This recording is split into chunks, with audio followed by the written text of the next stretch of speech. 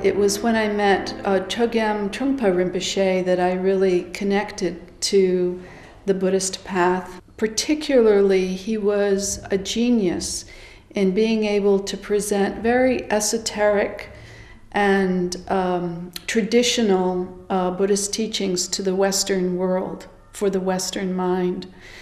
These teachings of the five wisdom energies, which are also called in many Buddhist, in the Vajrayana Buddhist tradition, they're also called the teachings on the Buddha families.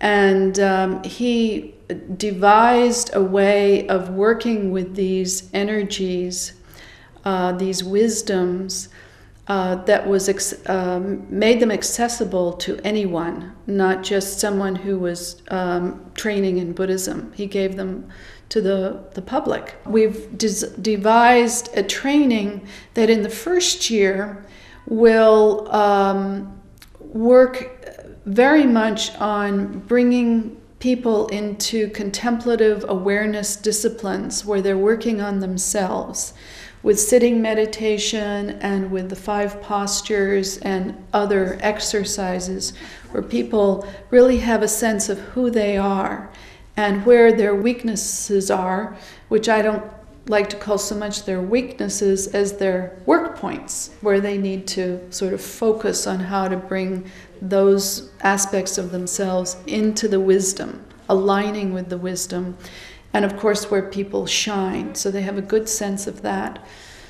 In the second year, we're going to be working very specifically on applications in the workplace. In other words, how do you bring that wisdom into your life, maybe your family life, your relationship life, as well as what kind of work you do. And though I say that this work is for people in the service of others, people who are working for others. It's really for anybody who wants to do it, artists or football players or whoever wants to know more about themselves and how to be in the world. So you take these postures and you do it in a colored environment, either with a room or with glasses, and they evoke or they bring out the energies, the five wisdom energies. And most people's experience in the beginning is actually a lot of the neurosis comes out. But from a Vajrayana point of view, this is really good because it's your good energy that has been distorted by our attitudes towards it. And it's really important to understand that the essence is experienced. It's not a conceptual thing. It's something that we have to have direct experience of to understand. So the Buddha, the first one is called Buddha, and it's a white energy. Its color is white, and its essence is spaciousness. All accommodating space, so that whatever happens in that space is okay. It is very welcoming in that sense. And the flip side of that, or the neurotic or the confused side of that, is that the space becomes too much. So it actually closes down and closes off from open space.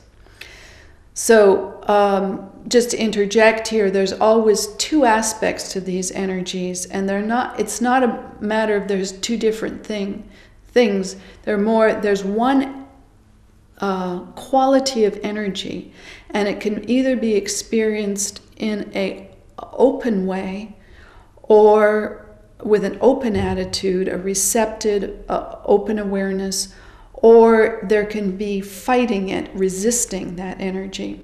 So the second one is traditionally called Vajra, and its color is blue. And this Vajra energy has a tremendous amount of clarity and precision. It's best understood through the image of a mirror, because it reflects the world like a clear mirror. This is the way things are. So in its wisdom, this energy can be extremely pacifying. It has the sense of just look at it this way. It doesn't get very emotionally involved in its wisdom. So this energy in its neurosis is full of should. I must do this. No, I must do that. And furthermore, it imposes it on other people. You should do this. To a tremendous sense of being critical, judgmental, and opinionated. I know what's right. The intensity of the anger, the aggression, is such that you are not clear if you're the oppressor or the victim. There's a feeling that you're always in some kind of oppressed or victimized situation. When I was writing the book, The Five Wisdom Energies, and the subtitles is a Buddhist way of understanding personality, emotions, and relationships, I devoted a whole chapter right in the beginning of the book to talk about how we work with the word energy. You could even say God is an energy. People experience something energetic when they even say the word God. In the Buddhist tradition, those energies have been talked about in terms of deities, that there are different deities that evoke certain energies. From this understanding of Buddhism, this Vajrayana Buddhism, energy is very present. There are concrete things, which is one level of seeing, understanding reality, but there's also the energetic radiation of everything in our world.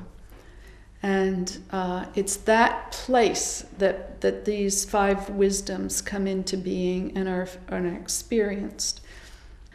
When I say it's a 2-year training, it means that we meet 4 sessions a year with me, and then there are ongoing what we call reflection circles, where there's a peer level discussion of material being presented, as well as coaching, which as a psychotherapist I used to call it therapy, but this is not so much concerned with therapeutic process. It's more concerned with how to be in the world and how to affect the world in a positive way.